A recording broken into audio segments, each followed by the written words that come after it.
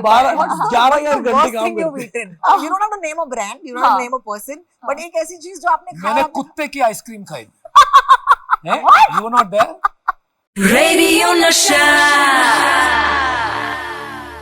Shark Tank India एक show जो आपको बेहद पसंद है, and as you know, anything that you love, we will talk about on my show. My name is Rohini. Welcome to Radio Nasha, and I am sitting with some of my favorite sharks and a new one.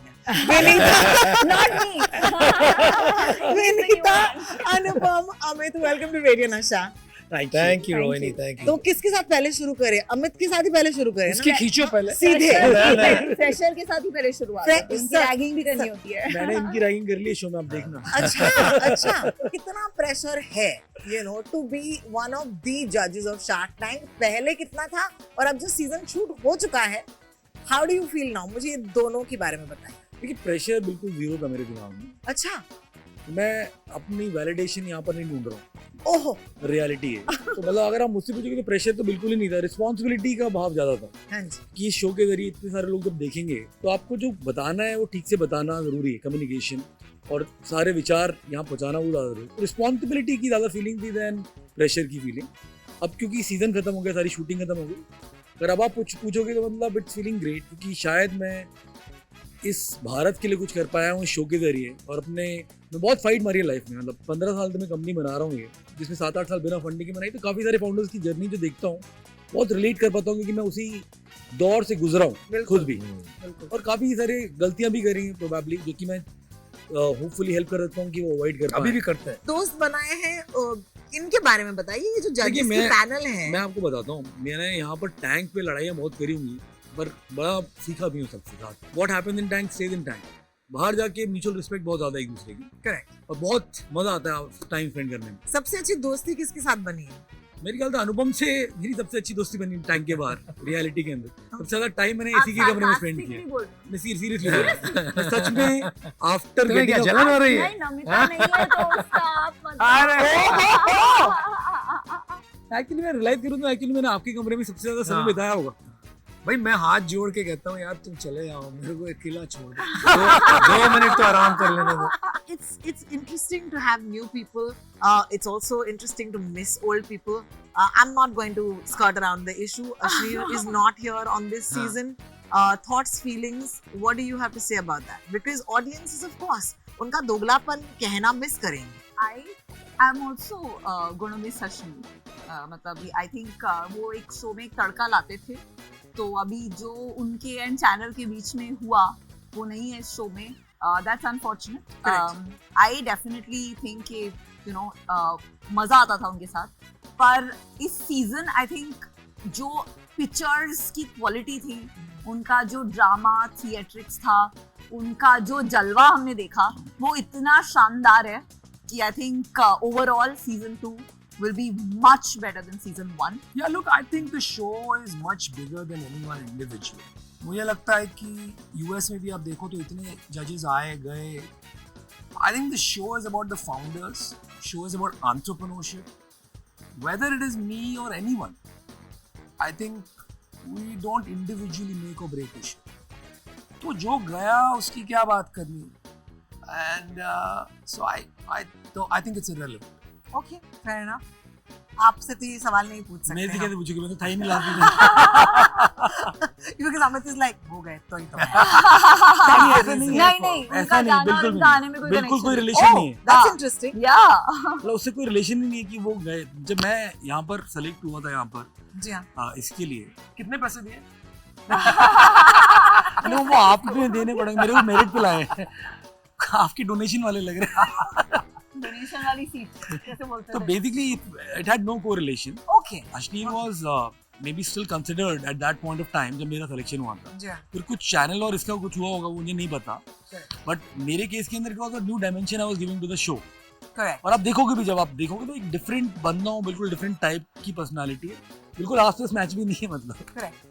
देखिए ये मंच पे एक बात कहूँगा रोहिणी, हाँ ये मंच पे जो है ना, हमने जो लेवल बढ़ाया है गेम का इस season, by criticizing businesses, by analyzing businesses, supporting founders, तो आई थिंक वो आप देखेंगे. और साथ में ये भी देखेंगे कि हम जो क्रिटिसाइज करते हैं वो businesses को करते हैं, founders को कभी humiliate नहीं करते. Yes. Right. Yes. I think that's very important because nobody deserves that. Absolutely. And that's why you guys are also fun people. Like अगर आप खुद उस journey से गुजरे हैं, you are, I mean, hopefully, as nice people, you are never going to be the sort of person जो किसी के humiliation में कभी भी अपना सुख ढूंढ देंगे. And ऐसा that's नहीं होता कि established. सब लोग ऐसे होते हैं. Exactly. मैं नहीं मानता हूँ. बहुत से लोग ऐसे होते हैं जो सक्सेसफुल हो जाते हैं तो दूसरे को नीचा करते हैं. बिल्कुल. I don't think that comes automatically. No, but I love the ethic of the show, and that's why, of course, we're here. I'm very curious to know कि इस season में what are the sectors that you invested in the most? You know, whether there were any sectors you were looking to invest in. Vinita? So I think overall इस show में audience relatability की वजह से सबसे ज्यादा जो pictures आते हैं वो या तो कंज्यूमर ब्रांड्स लेके आते हैं या फूड रिलेटेड बिजनेस लेके आते हैं. तो आई थिंक यू नो हमें लंच टाइम नहीं मिलता है ना तो वो पिक्चर ही फूड रिलेटेड बुला लेते हैं. यहीं पे खाना पड़ता है, यहीं पे बस एक वॉशरूम ब्रेक में 11 घंटे Worst काम thing you've करते eaten. Like, you don't have to name a brand, you don't have to name a person, but एक ऐसी चीज जो आपने मैंने खाया. कुत्ते की आइसक्रीम खाई. हैं? You were not there? What? Yeah, you were not there on that pitch, I think.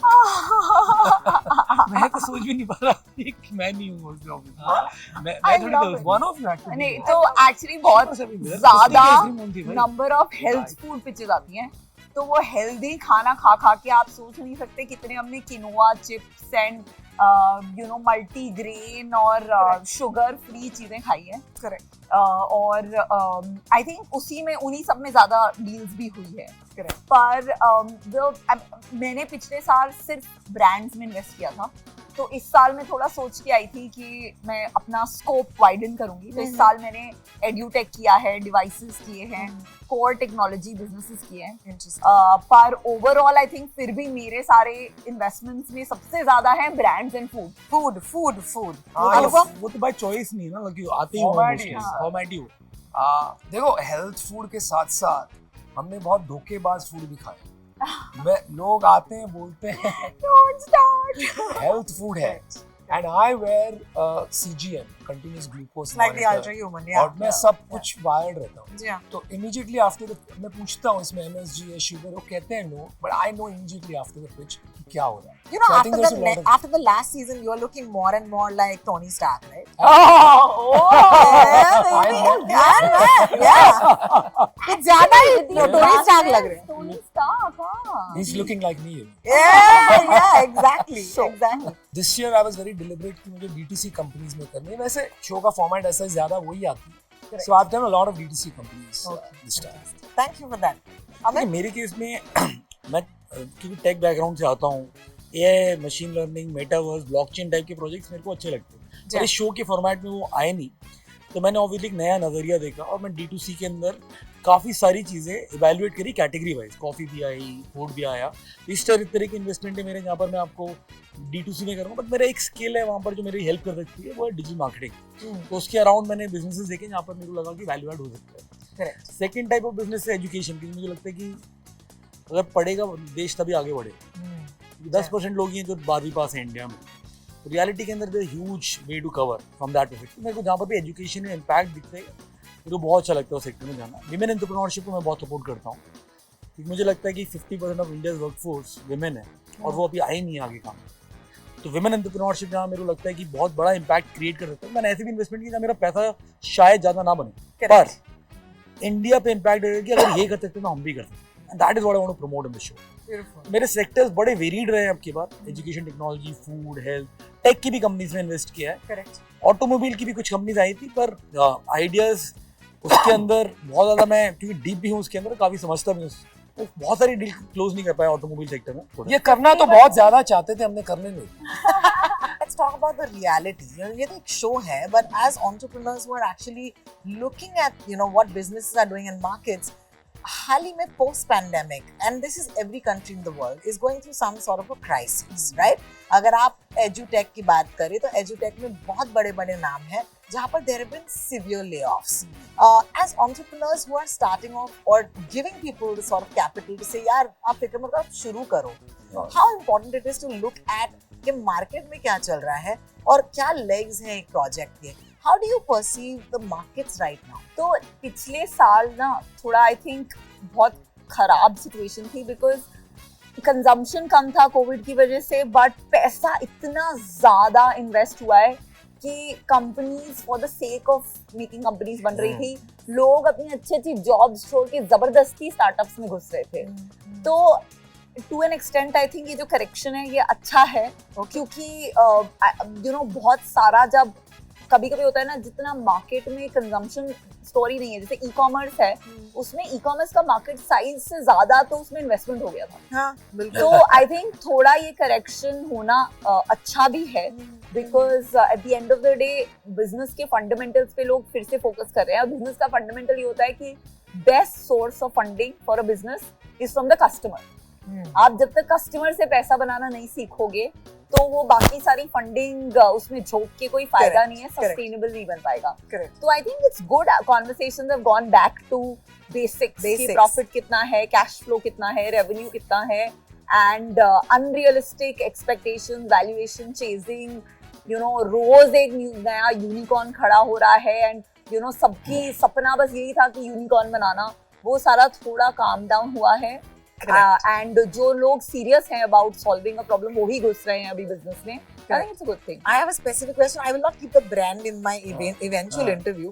Like, just look at Byju's, right? The layoffs that were done. You know, at the end of the day, people start off very strong. लेकिन ultimately living, breathing लोग हैं जो आपके business के साथ जुड़ते हैं.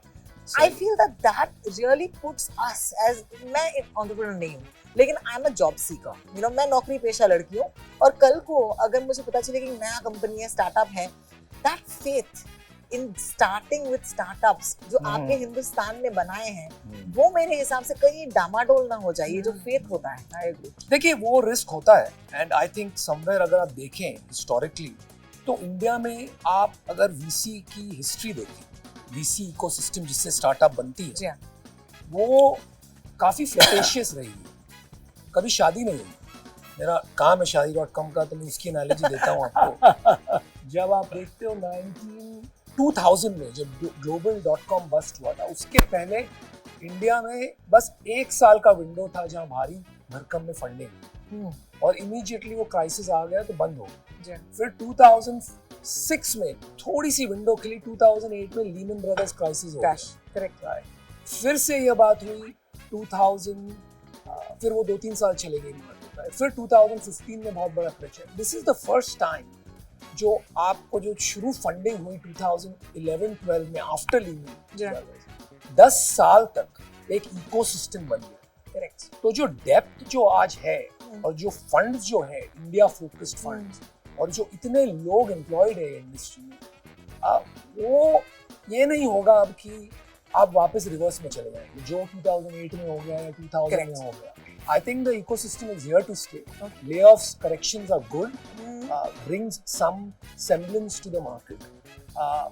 But startups are here to stay, disruption is here to stay, ecosystem is here to stay, jobs are here to stay. अगर आप एक्चुअल इंसान से पूछेंगे ना जो आज पहली job, I am a child of the crash in 2006 when the Lehman Brothers crash happened. 2008 में हुआ, मेरी नौकरी लगी 2006 में और 2008 तक ये क्रैश हो चुका था, but I was a product that crash, you know, मतलब मेरी नौकरी उस टाइम पे लग गई थी, लोगों की नौकरियां जा रही थी, and so I take it very personally because you know here your media will thrive, right? in typically in crash times media thrives, और ये आपने देखा होगा even it happened even during the pandemic because हमारा काम तो चौगना हो गया था because we were talking to more, we were trying to see how to do it differently, but I wanted to have a perspective on this because एक और बात है इसमें, हम भी पिछले साल तक इन्वेस्टमेंट जो हो रहे थे बहुत लोग इसलिए कर रहे थे, वैल्यूएशन क्या होता है पता है कि इसका नेक्स्ट राउंड कितने में होगा। बिल्कुल राइट, बिल्कुल।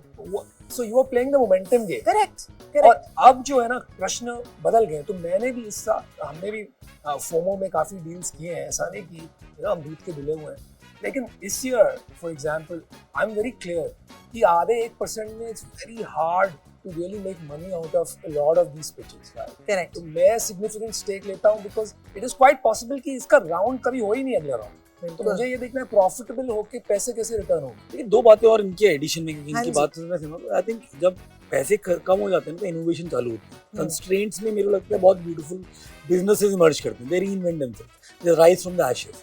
तो जो क्रंच आप देख रहे हो, सुन रहे हो, उससे एक्चुअली बहुत सारे बिजनेस रीस्ट्रक्चर होकर एक नई दिशा लेंगे, जो कि बहुत ही जरूरी भी था उनके, मेरे व्यू में।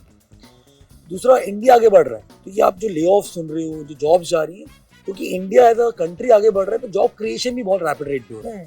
तो मेरे को लगता है कि ये सारा एक बैलेंस है जो आगे बढ़ता रहेगा यूथ में। Correct, correct. I mean, we talk about startups on our show very often, and here you are, the guys who are actually, it's a culture. Actually, एक culture है जो Shark Tank की वजह से अब कहीं ना कहीं लोगों के घर पे पहुंच रहा है, right? Like my mother might not have known what a startup is, लेकिन Shark Tank की वजह से अच्छा वो स्टार्टअप में काम कर रहा है। अभी तो वो आपको EBITDA भी समझा देंगे। हाँ, और वो pride, you know, lots of mothers are going and saying with pride कि मेरा बेटा स्टार्टअप में काम कर रहा है। So you made startups accessible. Just going to throw this really fun question at you guys. मैंने एक वेबसाइट पे whenever you type Vinita Singh या अनुपम मित्तल या फिर अमित जैन, आपको पता है सबसे पहली चीज गूगल पे क्या आती है आपके बारे में? नेटवर्क।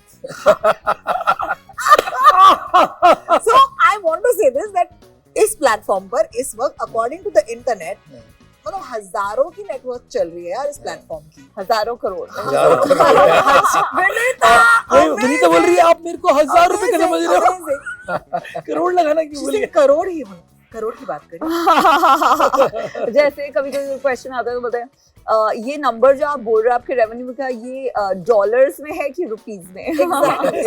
So these conversations अगर गलत हो इंटरनेट पर does it bother you? सब इंटरनेट पे जो ये सारे होता है 90% गलत होता है। तो अगर आप उसको लेके स्ट्रेस लेने लगोगे तो यू आर फिनिश्ड। तो आई डोंट थिंक किसी जो असली ट्रूथ है उसको जानने में किसी को इंटरेस्ट है। मैं आपको एक एग्जांपल देती हूँ। एटलीस्ट 20-25 आर्टिकल्स आए हैं विनीता सिंह का घर। अब उसमें कहीं भी किसी भी घर में पिक्चर खिंचाइए, मेरी मॉम का घर, मेरा घर, फ्रेंड्स का घर, सबकी फोटोज मिला के मेरे घर की एक फोटो बना दी। एंड ये जो मतलब कंटेंट है ये मुझे समझ नहीं आ रहा कौन बना रहा है, क्यों बना रहा है। मैं तो लिया अनुपम के घर का टूर इंटरनेट इनको आपको भी मिल गया अपने घर का टूर। हमने कौन सा घर है मेरा? मेरे घर पे ऐसे कमरे पैदा हो गए जो मुझे पता ही नहीं है। Exactly. तो मेरा घर भी बड़ा हो गया इससे। So don't believe the internet when it comes to net worth. Don't believe it when it comes to anything. पिछली बार शार्क टैंक में पर डे हमें कितने पैसे मिल रहे हैं उसका जो स्पेक्ट्रम था, मतलब मैं तो बहुत ऑफेंड हो गई थी क्योंकि मुझे ही पर डे सबसे कम पैसे मिल रहे थे हर आर्टिकल में। मैंने बोला यार ये क्या है। काश पैसे देते। मैंने जाके मतलब इनको पूछा एक बार कि तुम्हें सच में इतने पैसे मिल रहे हैं, क्योंकि मुझे तो इतने नहीं मिल रहे। Don't worry, that's crazy. नहीं मुझे ना उससे नेटवर्क के प्रॉब्लम, नेटवर्क रॉन्ग होने से कोई प्रॉब्लम नहीं होती है। कैमरा एंगल अगर गलत होता है तो प्रॉब्लम होती है। ये मुझे पता है, ये मैंने पढ़ा है, ये बहुत बढ़िया है। आपकी बेटर साइड कौन सी है? अभी तो मेरी दोनों साइड ही ठीक है।